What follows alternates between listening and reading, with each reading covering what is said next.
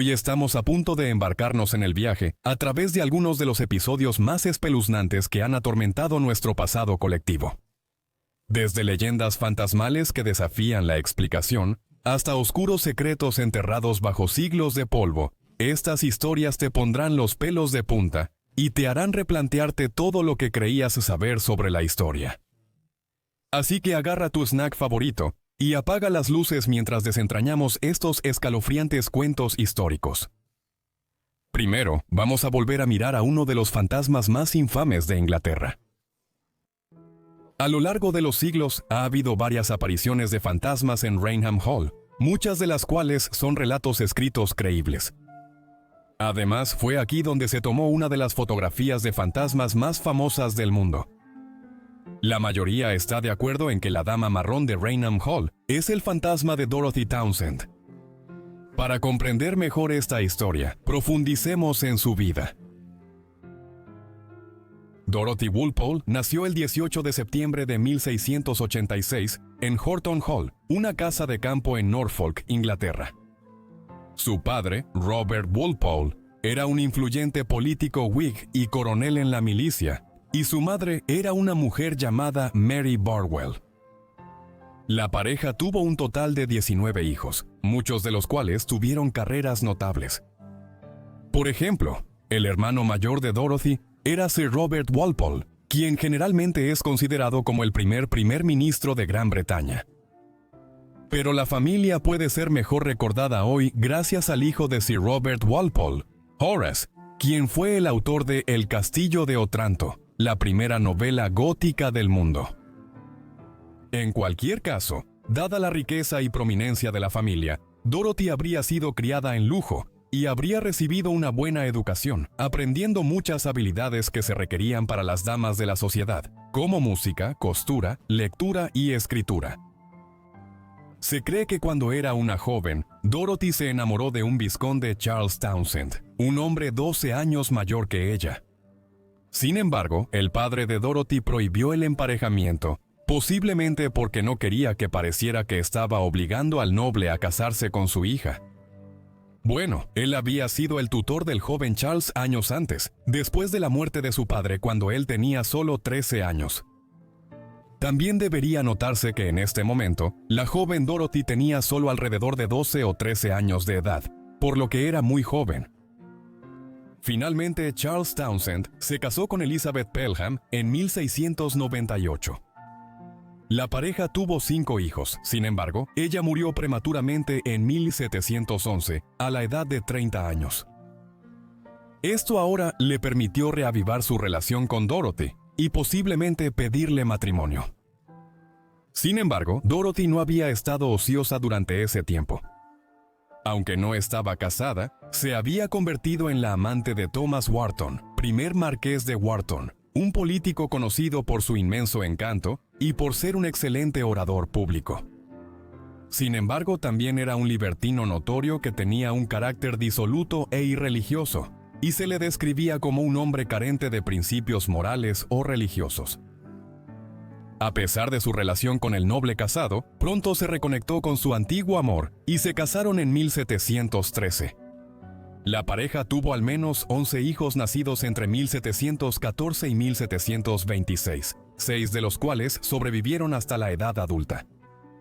Desde el exterior todo parecía ir bien. Sin embargo, Dorothy, quien ahora era la vizcondesa Townshend, estaba a punto de enfrentar un terrible destino.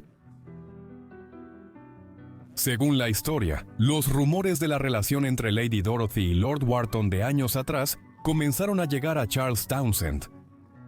Aunque Lord Wharton había muerto en 1715, solo ahora Charles Townshend estaba aprendiendo del adulterio que su esposa había cometido con el notorio Freke. Townshend estaba furioso. Tenía un temperamento feroz, y los historiadores lo han descrito como un hombre apasionado que amaba y odiaba rápidamente, y rara vez cambiaba de opinión una vez que se había formado una opinión. Como resultado, encerró a su esposa en una habitación aislada del resto de la casa, donde permaneció como prisionera. Nunca debía salir y no se le permitía ver a sus hijos. Se cree que estuvo encerrada en Rainham Hall por el resto de su vida. Según los registros legales, murió en 1726 de viruela, aunque como murió bajo circunstancias misteriosas, hubo rumores de una muerte más violenta, con algunos creyendo que fue empujada por la gran escalera del salón, rompiéndose el cuello. Tenía 39 años en ese momento, y fue enterrada posteriormente, pero la leyenda dice que en realidad no murió en ese momento, y que su funeral fue una farsa. Se sospecha que Lady Dorothy permaneció en prisión en Raynham Hall durante muchos años después de 1726, hasta su eventual muerte, posiblemente por inanición. Pasaron los años, y su vida y el misterioso relato que la rodeaba se desvanecieron en el olvido, pero todo esto cambiaría en el siglo XIX, cuando muchos visitantes de Raynham Hall informaron haber visto a una dama con un vestido marrón anticuado caminando por los pasillos por la noche. Se ha afirmado que en 1815, el príncipe regente, más tarde rey Jorge IV, vio esto él mismo. Aparentemente declaró que no pasaré otra hora en esta maldita casa, porque he visto lo que espero a Dios que nunca vuelva a ver. Como con todos los demás, él habría visto cómo esta figura aparentemente apareció de la nada, y luego se desvaneció en el aire. Y lo espeluznante de estas apariciones es que todos afirman que la dama marrón se parecía mucho a un retrato de la Lady Dorothy que colgaba en una habitación. 20 años después, en 1835, se celebró una reunión navideña en Raynham Hall y se invitó a varios invitados a participar en las festividades navideñas. Entre los invitados estaban el coronel Loftus y el señor Hawkins, quienes afirmaron que una noche, mientras se acercaban a sus habitaciones, habían visto a la dama marrón, notando en particular el vestido marrón anticuado que usaba. La noche siguiente, Loftus afirmó haberla visto de nuevo. El sol informó que tenía oscuros ojos vacíos y una cara brillante. Estas apariciones aterrorizaron al personal, provocando que muchos renunciaran. El año siguiente, el capitán Frederick Marriott, un oficial de la Marina Real, novelista y amigo de Charles Dickens, se quedó algunas noches en Raynham Hall. Solicitó específicamente la habitación donde estaba el retrato de Lady Dorothy para demostrar que la dama marrón no era real y que las apariciones doradas se debían a contrabandistas en Raynham. Florence Marriott, quien era la hija del capitán, escribió lo siguiente sobre su experiencia. Tomó posesión de la habitación en la que colgaba el retrato de la aparición y en la que a menudo se la había visto, y durmió cada noche con un revólver cargado debajo de su almohada. Sin embargo, durante 2 días no vio nada, y el tercero iba a ser el límite de su estancia. Sin embargo, en la tercera noche, 2 jóvenes llamaron a su puerta mientras se desvestía para ir a la cama, y le pidieron que pasara a su habitación, que estaba al otro extremo del corredor, y les diera su opinión sobre una nueva arma que acababa de llegar de Londres.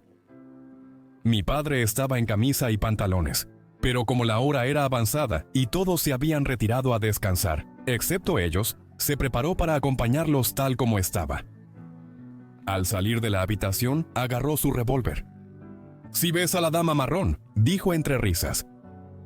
Cuando terminó la inspección del arma, los jóvenes en el mismo espíritu declararon que acompañarían a mi padre de regreso. «En caso de que te encuentres con la dama marrón», repitieron también riendo.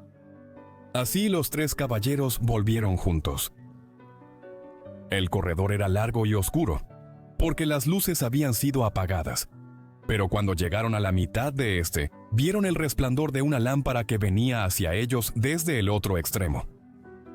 «Una de las damas va a visitar los viveros», susurró el joven Townsend a mi padre.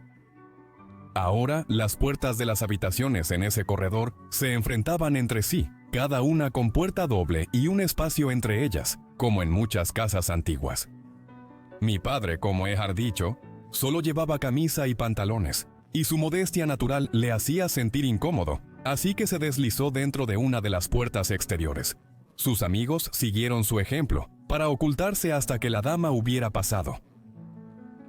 He oído describir cómo la observaba acercándose cada vez más a través de la rendija de la puerta, hasta que cuando ella estaba lo suficientemente cerca como para que él pudiera distinguir los colores y el estilo de su vestimenta, reconoció la figura como la facsímil del retrato de la dama morena. Tenía el dedo en el gatillo de su revólver y estaba a punto de exigirle que se detuviera y diera la razón de su presencia allí, cuando la figura se detuvo por su propia cuenta frente a la puerta detrás de la cual él estaba parado, y sosteniendo la lámpara encendida que llevaba hacia sus rasgos, le sonrió de manera maliciosa y diabólica. Este acto enfureció tanto a mi padre, que estaba lejos de tener un carácter manso, que saltó al pasillo de un salto y descargó el revólver justo en su cara. La figura desapareció instantáneamente y la bala atravesó la puerta exterior de la habitación hasta el lado opuesto del pasillo y se alojó en el panel de la puerta interior. Mi padre nunca intentó de nuevo interferir con la dama marrón de Raynham. Después de este encuentro, las apariciones de la dama marrón disminuyeron significativamente y la siguiente aparición registrada no fue hasta 1926, cuando se dice que el hijo de la Lady Townsend y su amigo vieron al fantasma en la escalera. También dijeron que lo que habían visto se parecía al retrato de la Lady Dorothy Townsend. En 1936, la historia de la dama marrón llegó a la atención nacional, cuando el fotógrafo, capitán Hubert C. Provind, junto con su asistente Indre Skira, comenzaron a tomar fotografías de Raynham Hall para la revista Country Life. Como en cualquier otro trabajo, intentaron obtener las mejores tomas posibles, pero mientras fotografiaban la gran escalera, una forma vaporosa que gradualmente asumía la apariencia de una mujer se movía hacia ellos. Era una dama marrón. Ella reafirmó lo siguiente respecto a esto. El capitán Provence tomó una fotografía mientras yo encendía la luz. Se enfocaba en su próxima exposición. Estaba de pie a su lado, justo detrás de la cámara, con la pistola de linterna en mi mano, mirando directamente hacia la escalera. De repente, detecté una forma etérea y velada bajando lentamente por las escaleras. Emocionado, grité con fuerza: ¡Rápido, rápido! ¡Hay algo! Presioné el gatillo de la pistola de linterna. Después del destello, y al cerrar el obturador, el capitán Provence quitó la tela de enfoque de la cabeza, y volviéndose hacia mí dijo: ¿de qué se trata toda esta emoción? Después de esto, los dos revelaron las fotografías, y fue entonces cuando se dieron cuenta de que habían capturado una imagen de la infame dama marrón. 3 meses después de su encuentro en Raynham Hall, se publicó un artículo en la revista Country Life que contenía la experiencia fantasmal de Proven y Shearer, así como la fotografía de la dama marrón. Esta historia fue publicada en la revista Life solo semanas después, y como resultado, la fotografía de la dama marrón se convirtió en la imagen de fantasma más famosa del mundo.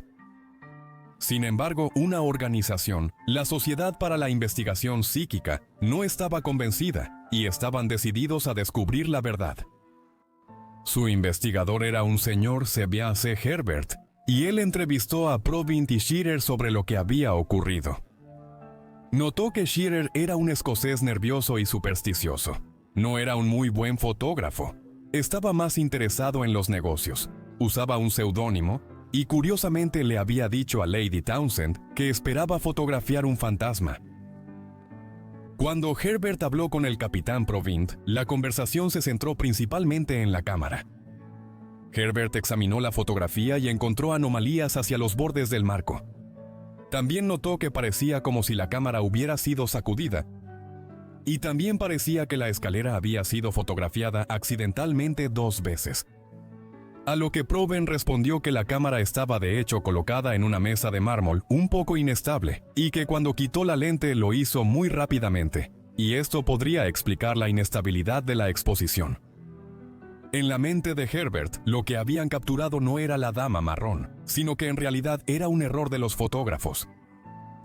A pesar del informe escéptico de Herbert, muchos expertos quedaron satisfechos con la explicación de Pez, e incluso el prominente Harry Price les dio el beneficio de la duda, diciendo: «No pude desmentir su historia, y no tenía derecho a descreer de ellos». Sin embargo, otros dijeron que era falso. Aunque manipular fotos en 1936 parece imposible en comparación con la tecnología de hoy, era factible. Los críticos han dado varias explicaciones de cómo la imagen era un engaño. Estas incluyen: poner grasa en la lente en forma de figura, moverse por las escaleras durante una exposición, una doble exposición, o una simple superposición de la estatua de la Madonna en la escalera vacía. Por lo tanto, aunque la fotografía puede que no sea real, la vida de Dorothy Townsend ciertamente lo fue, y el acaparamiento posterior que ocurrió hace que uno se pregunte qué exactamente estaba pasando en Raynham Hall, que llevó a todas estas apariciones registradas a lo largo de los siglos. En cualquier caso, real o no, la historia de la Dama Marrón y su base en la historia ciertamente hace una historia muy interesante. A continuación, vamos a Suecia del siglo XIX. Carolina Olsen nació el 29 de octubre de 1861 en la isla de Ogno, en el sur de Suecia. Esta isla se encuentra frente a la costa de Monsteras, una localidad en la provincia de Kalmar, en el sur de Suecia. La isla es pequeña, y el único asentamiento importante allí es un pueblo también llamado Ogno. La ubicación remota en una isla remota solo agregaría al misterio que rodea la historia de vida de Olsen en los años siguientes. Se sabe poco sobre la vida temprana de Carolina y Ogno. Ciertamente no era el tipo de lugar que generaba mucho en términos de escándalo o sensación en mediados del siglo XIX. La familia Olsen era típica de la isla. El padre de Carolina era pescador, la industria en torno a la cual se basaba la comunidad, mientras que su madre era ama de casa. Era la segunda mayor de 5 hijos en una familia que apenas lograba subsistir, en una comunidad pobre de pescadores. Sus 4 hermanos eran hombres. El mundo nunca habría oído hablar de Carolina Olsen si no hubiera sido por los eventos del 18 de febrero de 1876. Ese día, Carolina, de 14 años, se golpeó la cabeza mientras estaba en el hielo de una helada tardía en Oak Knoll. Le surgió un dolor de muelas justo después. Comunidades rurales aisladas como Oak Knoll todavía eran propensas a supersticiones extremas en la segunda mitad del siglo XIX, y la familia de Carolina comenzó a creer que una maldición o algún hechizo maligno había sido puesto en ella por una bruja local, cuando el dolor de muelas no cesó. Y luego, el 22 de febrero, 4 días después de su caída, Carolina se fue a la cama, y según todos los informes no despertó durante 32 años. La familia Olsen estaba bastante sorprendentemente no segura de cómo lidiar con este último giro del destino.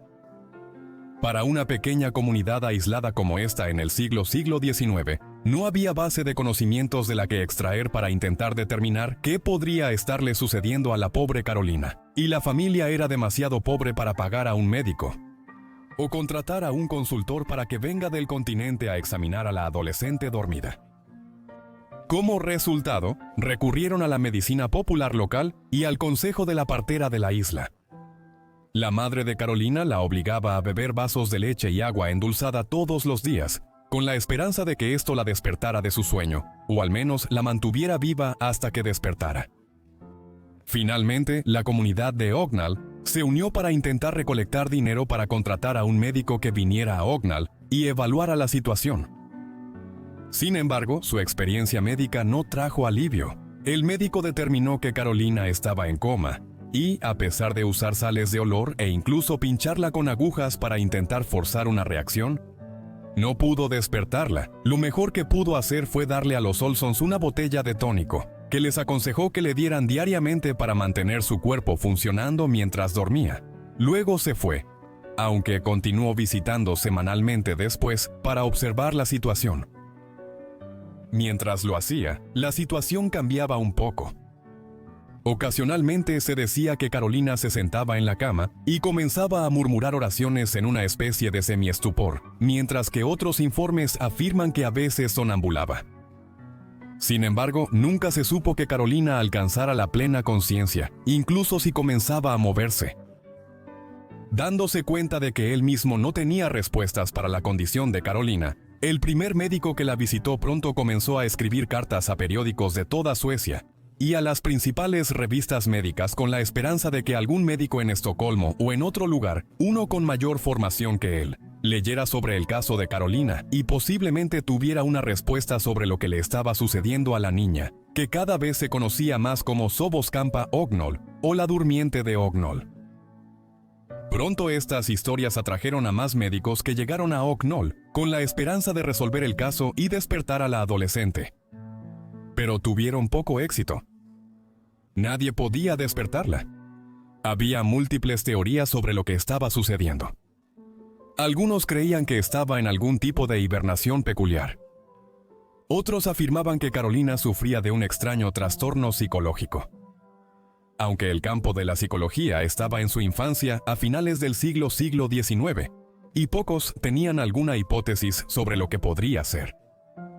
Otros sugirieron que estaba en coma o en un estado de profundo shock por algo, mientras que aún más propusieron que en realidad estaba actuando, y que todo era una elaborada farsa perpetrada tanto por Carolina como por su familia. También se observaron otras peculiaridades en su caso. Por ejemplo, a pesar de su sueño interminable, el cabello y las uñas de Carolina nunca parecían crecer y no necesitaban ser cortados, mientras que también continuaba despertándose aparentemente de vez en cuando, solo para mantener los ojos cerrados y murmurar algunas oraciones antes de volver a la cama.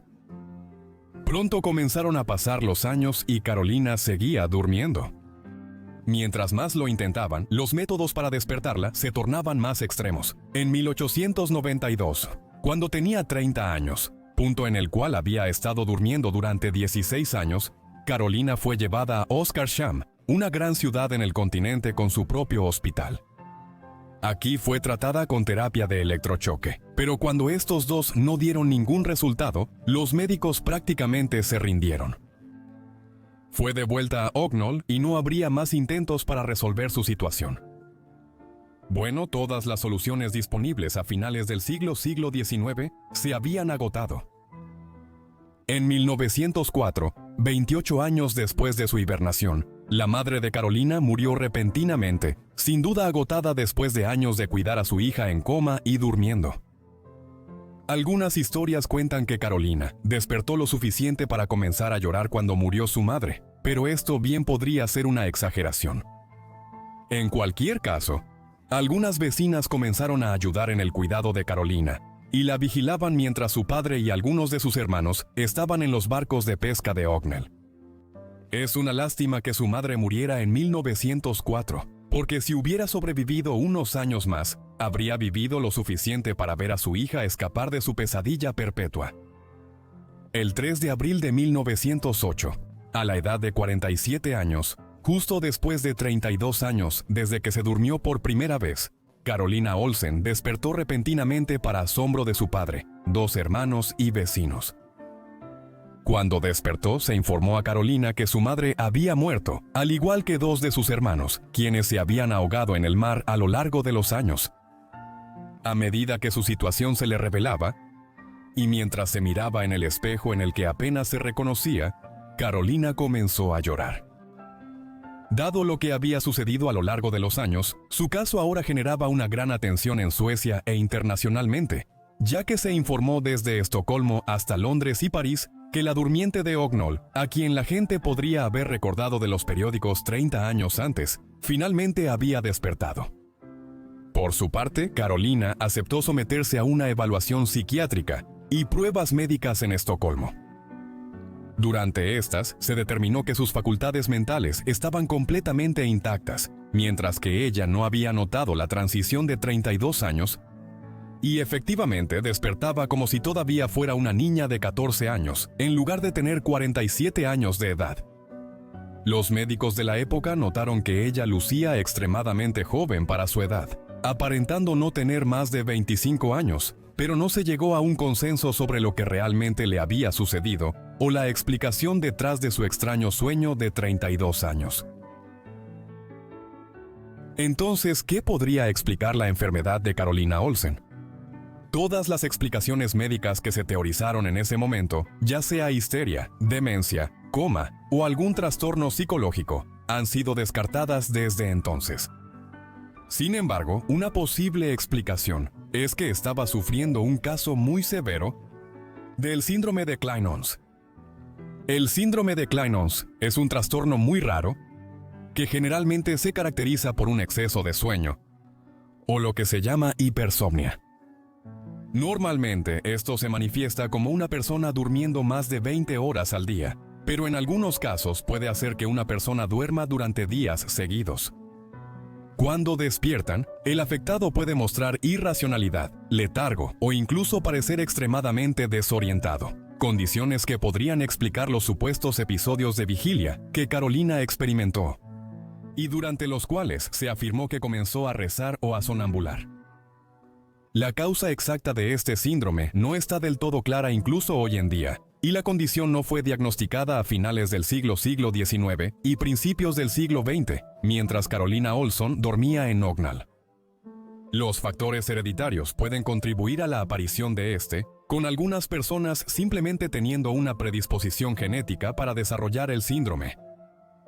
También puede deberse a un mal funcionamiento del cerebro del hipotálamo, la parte del cerebro que regula el sueño, el apetito y la temperatura corporal. El trastorno puede ser muy cíclico y esporádico. Por ejemplo, alguien que lo padece puede pasar semanas o meses en los que se ven muy afectados y luego parece como si nunca hubieran tenido el síndrome en absoluto. Además, los síntomas a menudo son provocados por un incidente grave, como golpearse la cabeza, como lo hizo Carolina el 18 de febrero de 1876.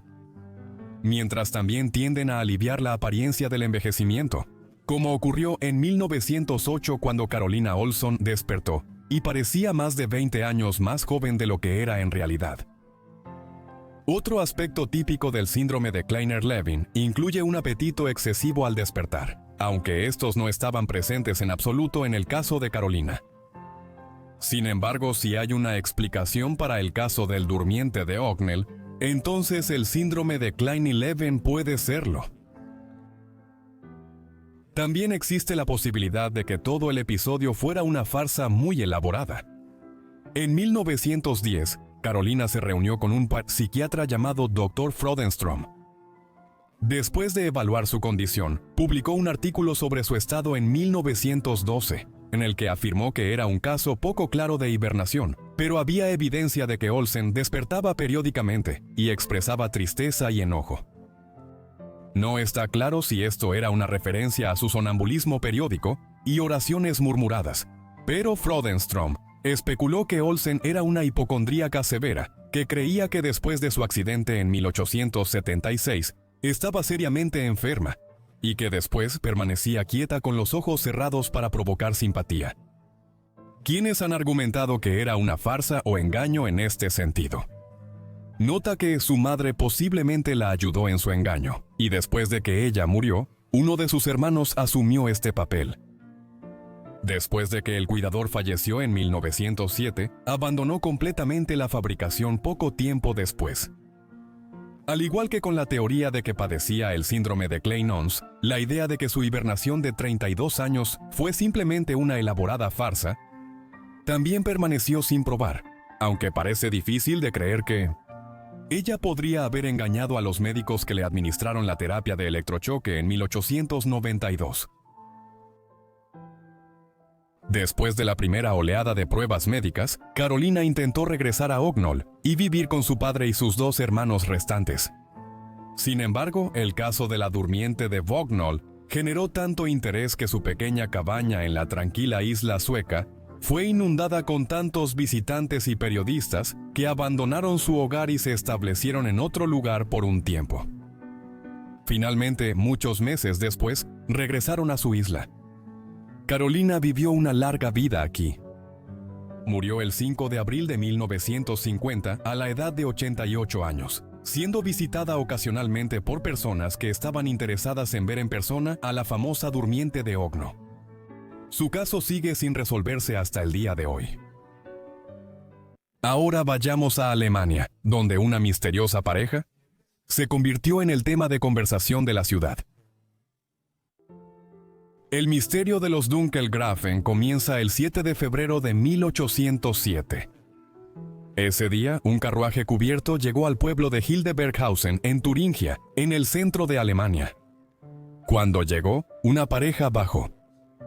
El hombre estaba en sus últimos 30 años en ese momento, pero la mujer era algunos años más joven, quizás acercándose a su 30º año, o eso habrían estimado los observadores en ese momento.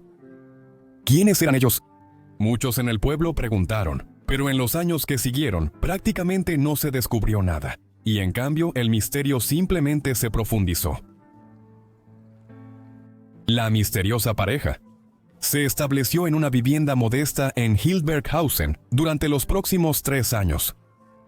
Él se hacía llamar Conde Wawel de Versalles, mientras que se tomaban precauciones para nunca revelar su identidad. Había poca explicación sobre quiénes eran y de dónde habían venido. Lo más curioso es, ¿por qué un conde y su acompañante femenina, a quien enfatizó que no era su esposa o pareja de ningún tipo, se trasladaron a la remota Hildburghausen?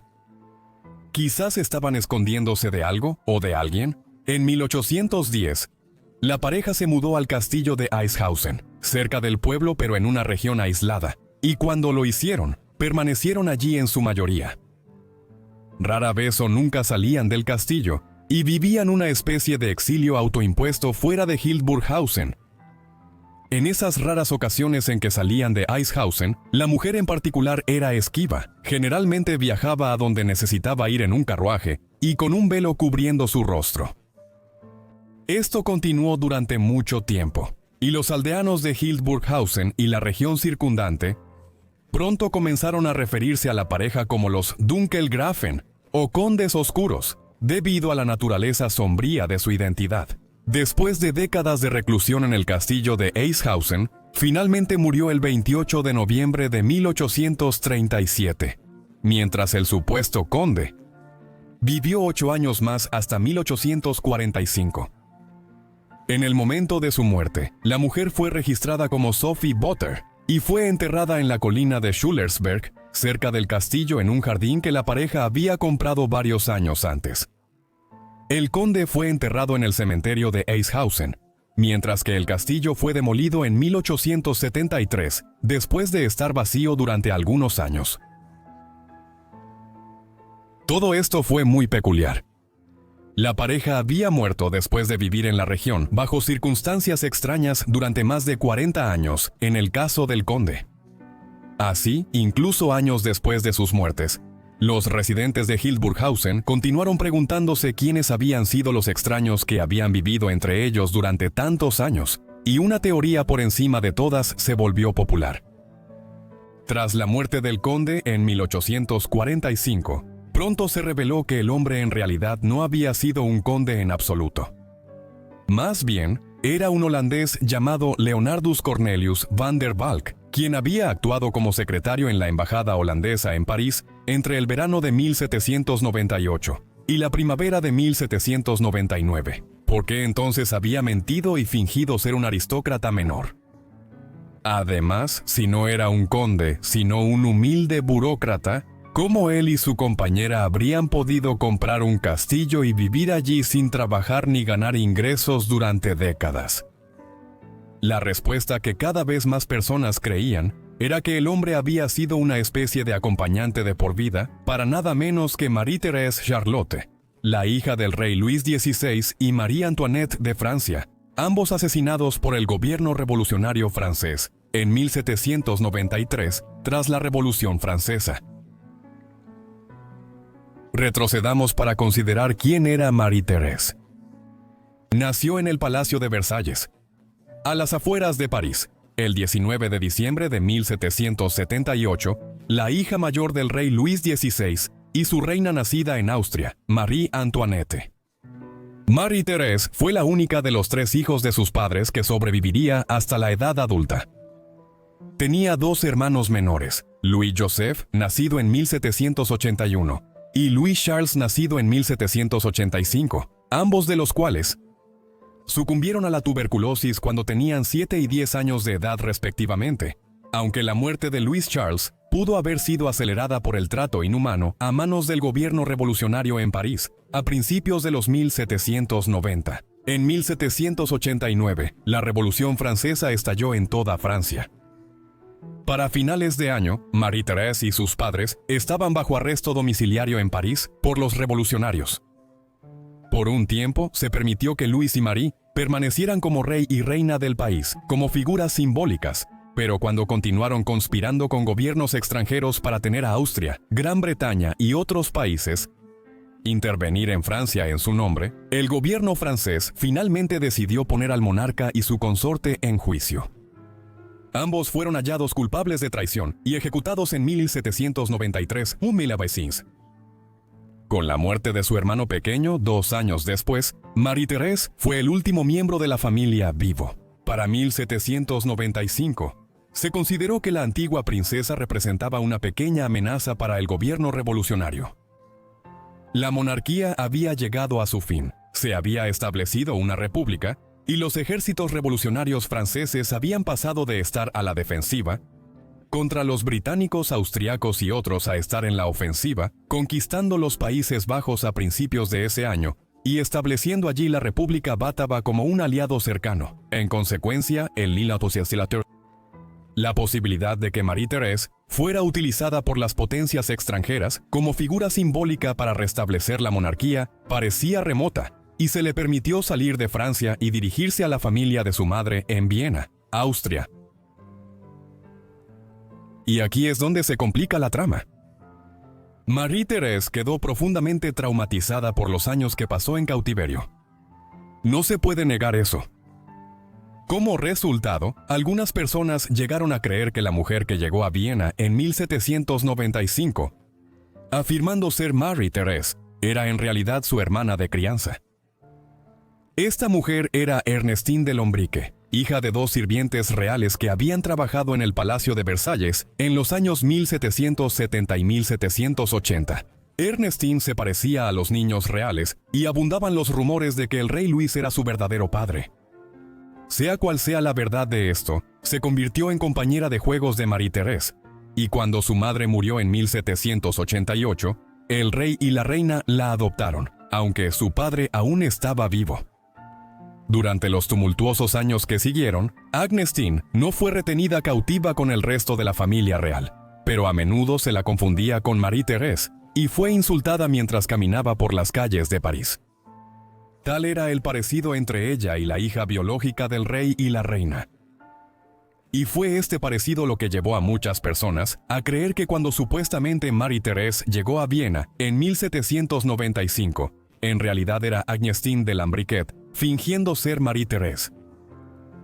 Esta teoría sugiere que Marie-Thérèse estaba tan traumatizada por los eventos de los años entre 1789 y 1795, que cuando fue liberada simplemente quería pasar su vida en aislamiento, lejos de los círculos de la corte y los gobiernos de otros lugares que solo habían intentado usarla como un peón en las guerras, mientras los británicos, austriacos y otros seguían en conflicto con Francia, durante gran parte del periodo hasta 1815.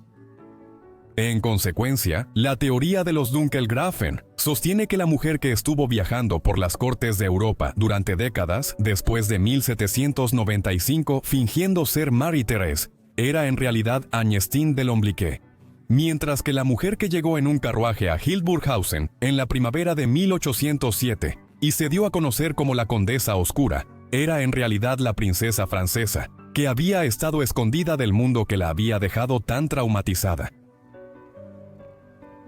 Durante muchos años, el misterio continuó profundizándose.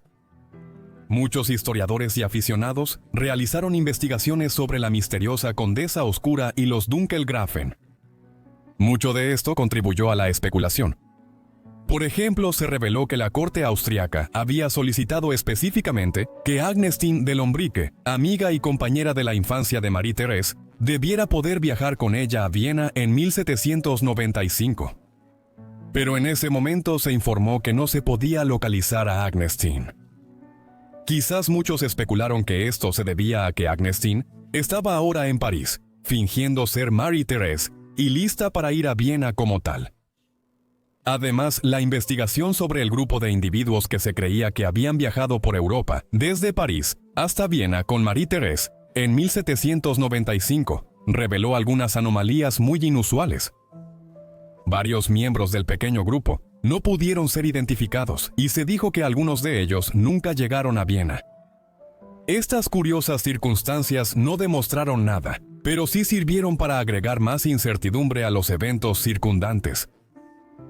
Finalmente, la especulación condujo a esfuerzos concertados para descubrir la verdad, y la ciencia moderna ha creado la posibilidad de poder finalmente descifrar el misterio del Dunkelgrafen. Así, en 2013, se excavó la tumba de Sophie Botter, la Condesa Oscura, cerca del castillo Eichhausen.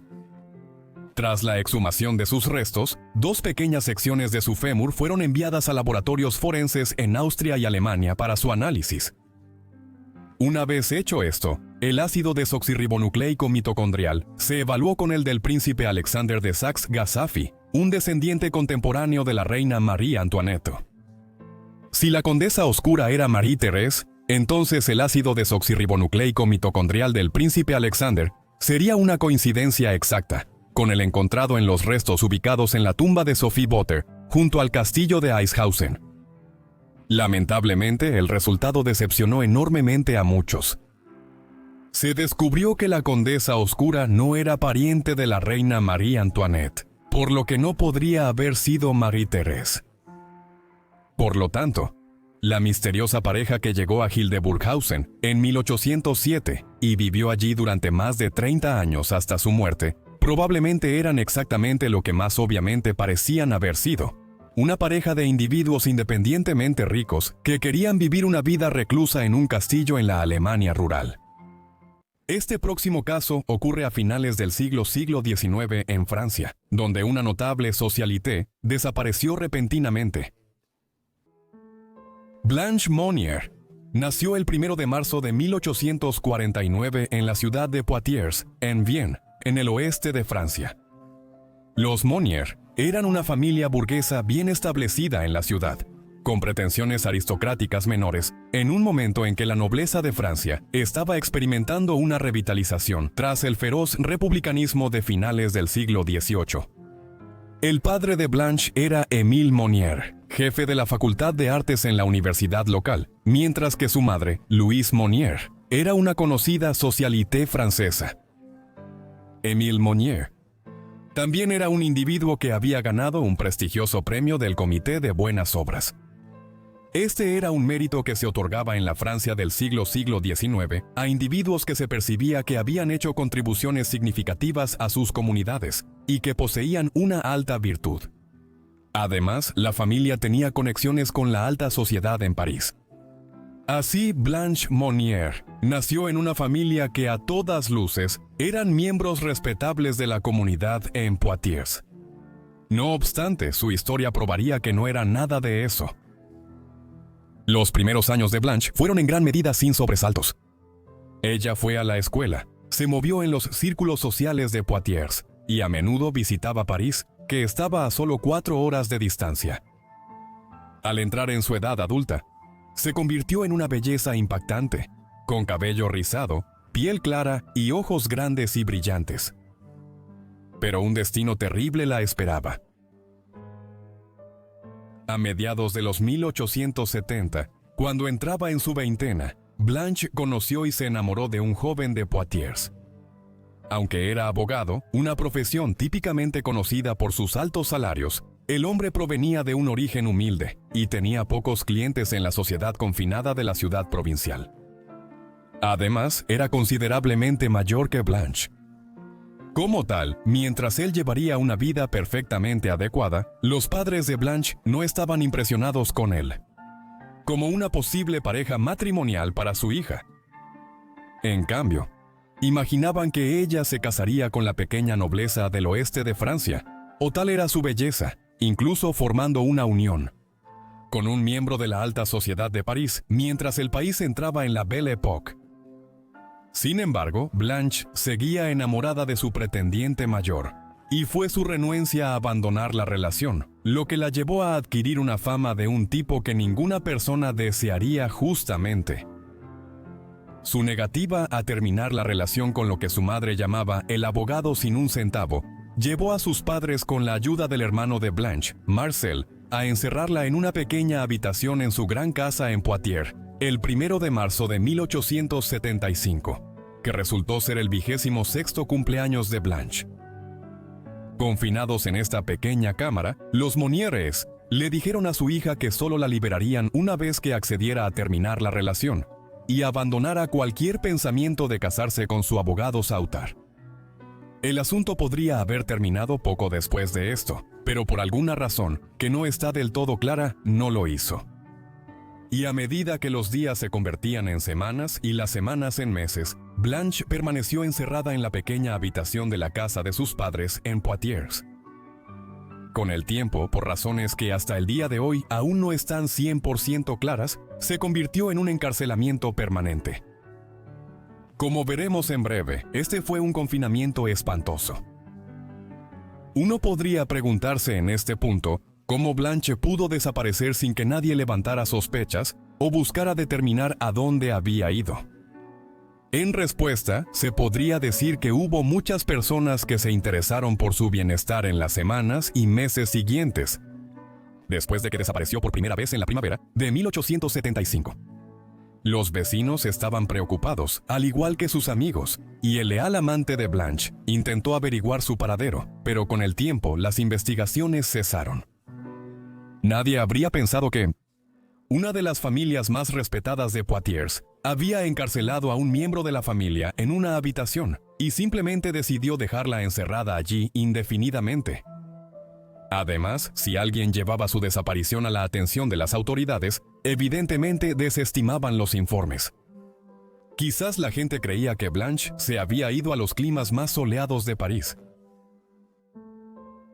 Con el paso de los años, Blanche continuó permaneciendo encarcelada en la casa de sus padres en Poitiers.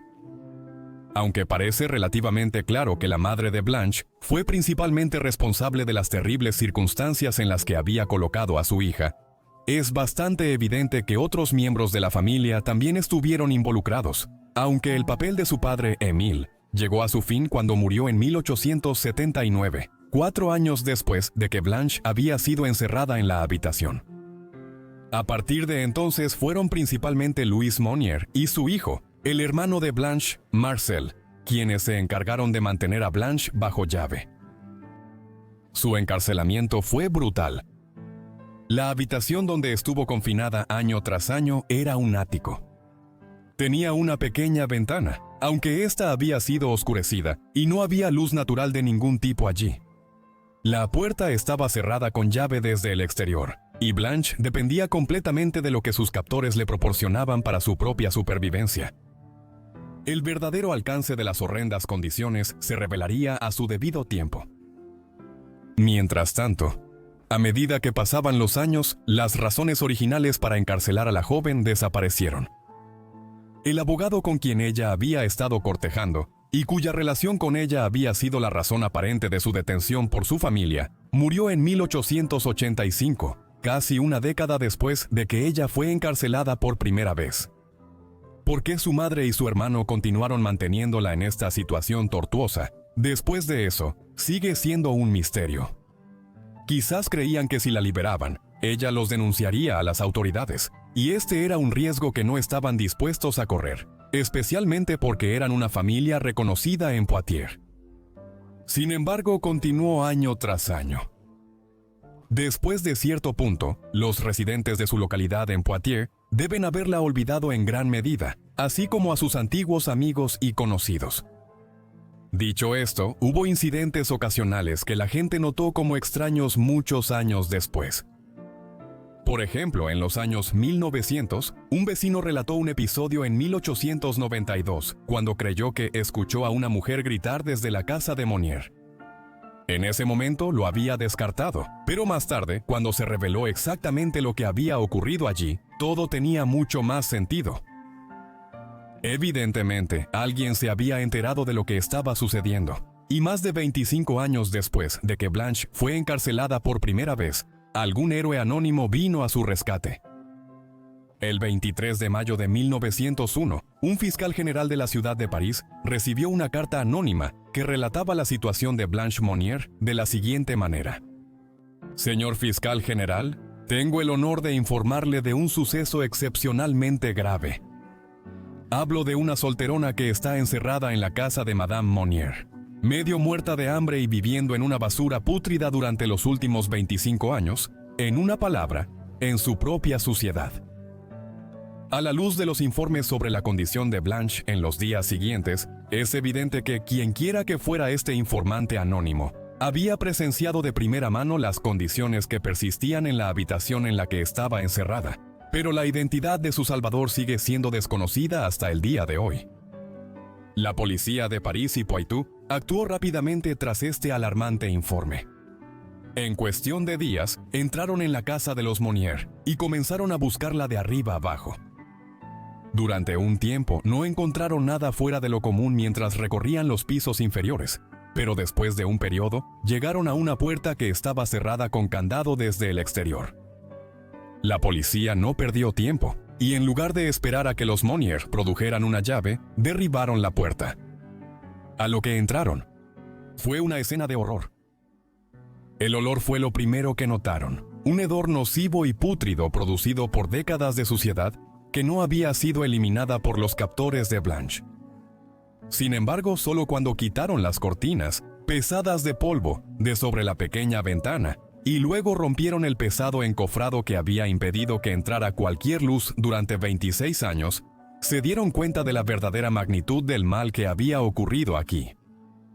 Blanche estaba completamente desnuda en una habitación llena de suciedad. Había fragmentos de comida podrida por toda la habitación. El aire era pútrido y había insectos corriendo por el lugar.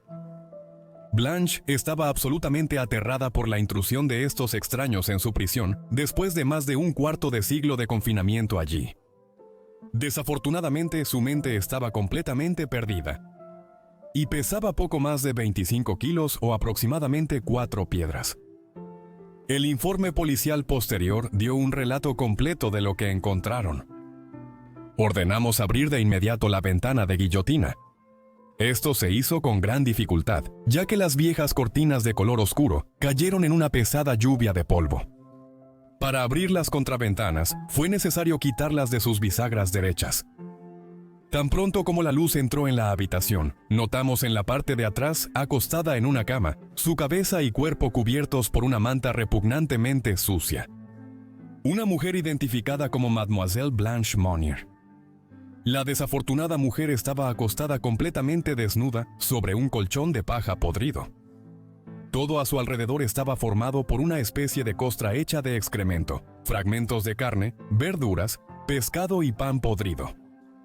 También vimos conchas de ostras y bichos corriendo por la cama de la señorita Monnier. El aire era tan irrespirable. El olor que desprendía la habitación era tan fétido que nos fue imposible permanecer más tiempo para continuar con nuestra investigación.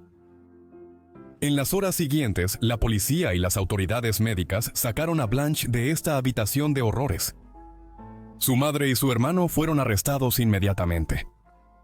Una multitud se congregó afuera de la vivienda al propagarse la noticia, y permaneció allí durante días sin fin, pidiendo la cabeza de Louise y Marcel Monnier.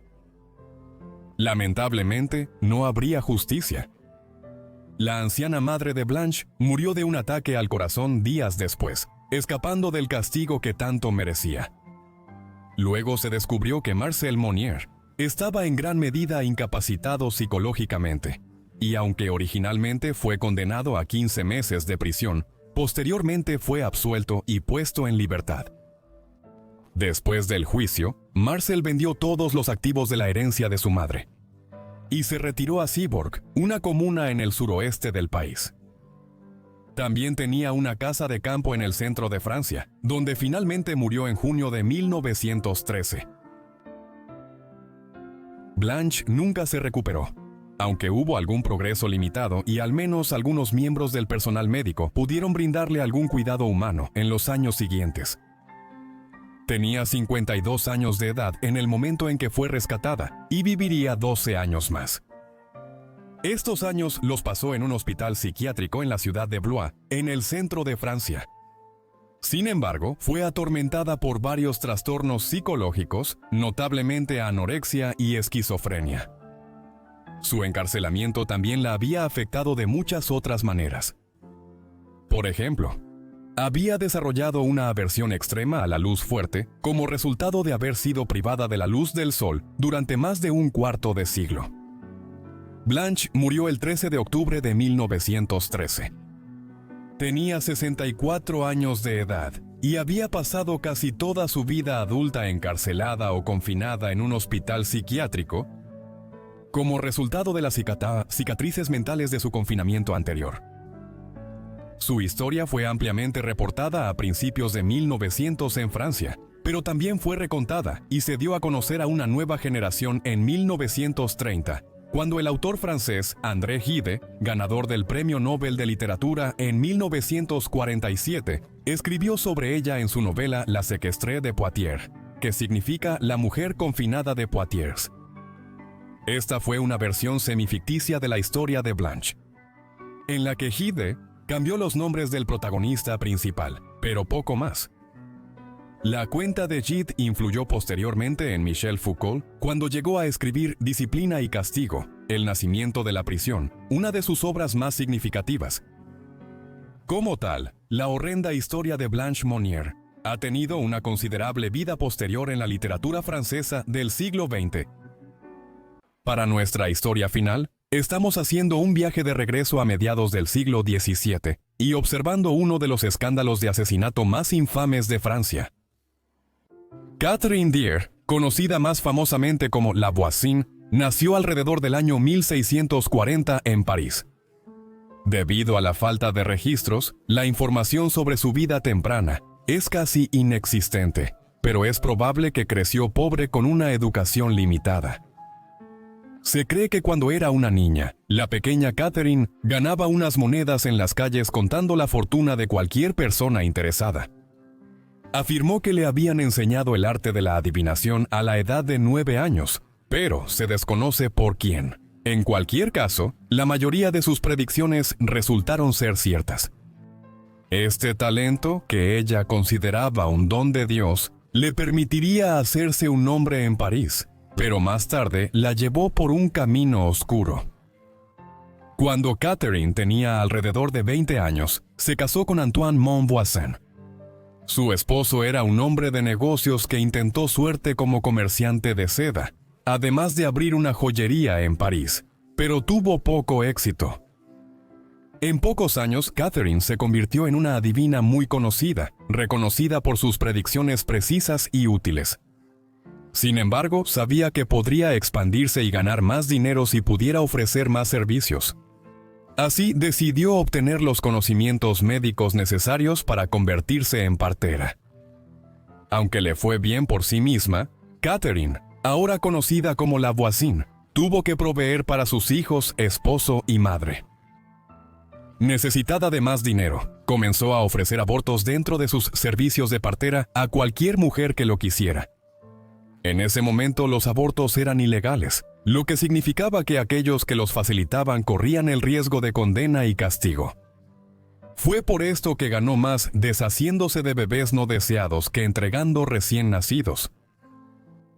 Se cree que cuando La Voisin tenía que lidiar con fetos que habían sido abortados tarde en el embarazo, los quemaba en el horno de su casa y luego enterraba los restos en su jardín.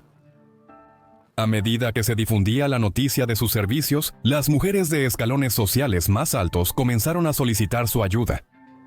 Esto, a su vez, llevó a La Voisin a cobrar precios más altos, ganando así más dinero.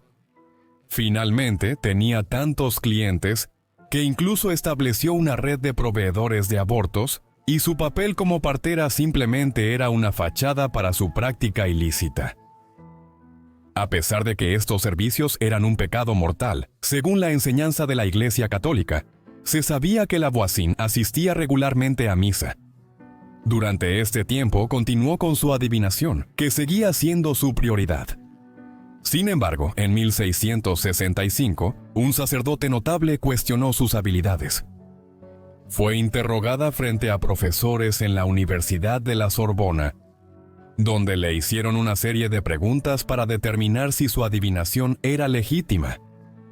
La Voisin fue persuasiva y afirmó que su don de adivinación era un obsequio divino. Como resultado, la dejaron ir y continuó proporcionando estos servicios.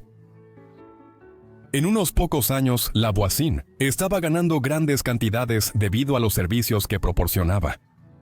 Para volverse aún más atractiva para sus clientes cada vez más ricos, compró ropa más fina, en particular una bata especial de terciopelo rojo carmesí, bordada con águilas en oro. Aunque esto le costó la considerable suma de 1.500 libras, creó una atmósfera mística que llevó a más personas a creer en sus profecías. Para finales de los 1660, la clientela de Lavoisin consistía en muchos aristócratas franceses. Ahora era una dama adinerada, pero era un trabajo duro, ya que pasaba prácticamente todo el día recibiendo clientes en su casa, en Villeneuve-sur-Groix. A pesar de sus humildes orígenes, Lavoisin se mezclaba libremente con muchas de las clases altas en París. Se sabía que organizaba fiestas en su casa, donde tocaba el violín para los invitados, e incluso tenía muchos amantes adinerados. Estos incluían a un conde, un arquitecto, un mago y un vizconde, entre otros. En una ocasión, uno de sus amantes, llamado Adam Lesage, se puso celoso de su esposo, Antoine Montvoisin. Esperaba deshacerse de él convenciendo a Lavoisin de envenenarlo. Inicialmente, Lavoisin estaba de acuerdo con el plan, pero luego cambió de opinión. Con su gran éxito, Lavoisin pronto se encontró enredada en una serie de conflictos con Marie Bosse. También era una adivina que proporcionaba servicios de envenenamiento, y aparentemente era una supuesta bruja. Pronto se convirtieron en enemigos acérrimos. Se desconoce si fue esta rivalidad o las peticiones de los clientes lo que impulsó a Lavoisin a proporcionar estos servicios. Sin embargo, su adivinación finalmente la llevó a practicar las artes oscuras, creando objetos mágicos como amuletos y polvos de amor, y finalmente suministrando venenos. A lo largo de los años de adivinación, Lavoisin notó cómo la mayoría de sus clientes decidían principalmente tres cosas: que cierta persona se enamore de ellos, la muerte de un miembro de la familia para poder heredar, y finalmente que sus cónyuges mueran para poder casarse con alguien más. Anteriormente, Lavoisin no podía ser nanú y hacer nada para alterar el destino. Sin embargo, había adquirido nuevas habilidades que podían hacer realidad los deseos de sus clientes. Para evitar críticas en caso de que sus deseos no se cumplieran, Lavoisin afirmó que solo ciertos deseos que eran la voluntad de Dios se harían realidad. Además, comenzó a alentar a sus clientes a tomar ciertas medidas para que hubiera una mayor probabilidad de que sus deseos se hicieran realidad. Estos pasos podrían incluir visitar la iglesia de un santo, comprar ciertos objetos mágicos como amuletos y polvos de amor, o quizás lo más radical de todo, participar en una misa negra. Con la ayuda de los sacerdotes a quienes empleaba, Lavoisin cobraba una suma considerable de dinero para realizar misas negras en las catacumbas cerca de su casa. Estos rituales eran lo opuesto a una misa católica tradicional, ya que involucraba a una mujer desnuda acostada como si fuera el altar. Luego se colocaba un cáliz en su estómago y un sacerdote sostenía a un bebé por encima, vertiendo su sangre en la copa, mientras los presentes rezaban a Satanás. No se sabe con certeza si Lavoisin usaba infantes muertos o vivos. Sin embargo, se sabe que tenía muchos niños a su disposición, ya que no solo proporcionaba abortos avanzados en el embarazo, sino que también ayudaba a las mujeres de clase baja, que no podían permitirse criar a un hijo, a deshacerse de sus recién nacidos. Los servicios de Lavoisin ciertamente se habían vuelto más oscuros con el tiempo, y finalmente dio el salto fatal de vender una variedad de venenos a sus clientes que deseaban terminar con la vida de alguien. Era una figura conocida del inframundo.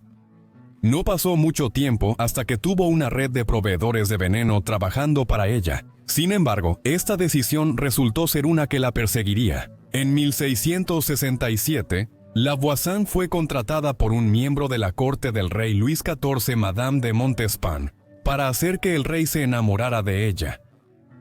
Montespan usó afrodisíacos en el rey, lo sedujo con su encanto y finalmente participó en misas negras para ganarse su corazón.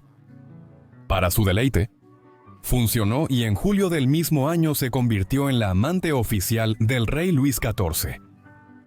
Sin embargo, solo 2 años después, el rey comenzó un romance esporádico con Madame de Soubise. Aunque a Montespan no le preocupaba demasiado esto, en 1673 notó que el rey estaba perdiendo interés en ella. Incapaz de aceptar esto, acudió a La Voisin y nuevamente participó en rituales satánicos para mantener su amor. Sin embargo, con el paso del tiempo, el rey tomó más amantes. Estaba quedando claro que el rey Luis ya no estaba interesado en Montespan. Esto fue confirmado por su relación con Angélique de Fontax en 1679. Furiosa por este despido, Montespan volvió a buscar la ayuda de La Voisin, pero esta vez tenía algo mucho más siniestro en mente. Le pidió a La Voisin que envenenara tanto a Fontax como al rey. Aunque inicialmente dudó, La Voisin finalmente accedió, y junto con sus coconspiradores ideó un complot para matar al hijo del rey. El 5 de marzo de 1679, La Voisin visitó la corte real con la intención de provocar la muerte del rey. Llevaba consigo un veneno para peticionar, que cuando el rey lo manejara sería absorbido por su piel y posteriormente lo mataría. Sin embargo, ese día había demasiadas personas intentando entregarle peticiones. Su complot fracasó al no poder acercarse. Una semana después, mientras iba a encontrarse con su asociada Catherine Trianon, La Voisin fue arrestada. Aunque en ese momento la policía no tenía sospechas de su complot para matar al rey, se les había ordenado detener a los alquimistas y adivinos, sospechosos de vender venenos. Esta investigación fue el resultado del asunto de los venenos, un gran escándalo de asesinato que comenzó en 1677. En febrero de ese año, la adivina llamada Magdalene de Lagrange fue arrestada bajo cargos de falsificación y asesinato. Sin embargo, intentó negociar su salida de problemas, alegando que tenía información sobre otros delitos que involucraban a miembros de la corte real. El jefe de policía, Gabriel Nicolai de la Reine, fue encargado de investigar esto y erradicar a todos los envenenadores. La investigación subsiguiente llevó a acusaciones de brujería, asesinato, secuestro de niños y rituales satánicos. Finalmente, la enemiga de La Voisin, Marie Bowles, fue arrestada y en 1679 señaló a La Voisin como la mente maestra detrás de la red secreta de distribución de veneno. Tras su arresto, La Voisin fue encarcelada e interrogada. Su red de asociados también fue arrestada. A diferencia de otros que también fueron interrogados por las autoridades, se cree que ella no fue sometida a tortura en este momento. Sin embargo, debido a que la policía conocía sus costumbres alcohólicas, le proporcionaron un flujo constante de alcohol, lo que significa que estaba borracha durante los interrogatorios. Inicialmente, La Voisin negó todas las acusaciones, diciendo a las autoridades que cualquier cliente que quisiera comprar veneno era referido a Marie Bowles. Sin embargo, para octubre, admitió haber vendido veneno y servicios mágicos a varios nobles, algunos de los cuales eran miembros de la corte real. Después de esto, La Voisin se aseguró de no revelar nada más. Cuando se le pidió que diera más nombres, respondió diciendo: París está lleno de este tipo de cosas y hay un número infinito de personas involucradas en este mal comercio. Aunque La Voisin había admitido cierta participación, sus acciones no merecían la pena de muerte, por lo que sus acusadores se centraron en sus supuestos servicios de aborto. Las autoridades afirmaron que La Voisin inyectaba jeringas en los cuerpos de las mujeres embarazadas que abortaban fetos, quemaba los cuerpos y los enterraba en su jardín. Ella lo negó todo. A pesar de una fachada segura, La Voisin estaba muy asustada de que se le preguntara sobre sus visitas a la corte real. Afortunadamente para ella, la policía no tenía idea de su complot para matar al rey. Tampoco sabían sobre las misas negras que ella dirigía o su conexión con Montespan. A pesar de la falta de pruebas recopiladas contra ella, el 17 de febrero de 1680, La Voisin fue juzgada y condenada por brujería. Como resultado, fue condenada a ser quemada en la hoguera. Se cree que la Voisin fue interrogada antes de su ejecución y torturada al aplastarle las piernas. Sin embargo, curiosamente, poco antes de su ejecución, una dama describió cómo la Voisin podía moverse tan libremente y parecía tan saludable que no parecía posible que hubiera sido sometida a tortura. En cualquier caso, ella no confesó, y el 22 de febrero de 1680, la Voisin fue quemada viva en público en la Place de Grève. Se dice que en su camino a la hoguera, la Voisin empujó desesperadamente el heno que se amontonaba a su alrededor. No fue hasta después de su muerte que se reveló la oscura verdad de sus planes. La hija de la Voisin reveló su lista de clientes, la organización de las misas negras, la conexión con Montespan y el intento de envenenar al rey. Sus palabras fueron confirmadas por los testimonios de los antiguos asociados de la Voisin.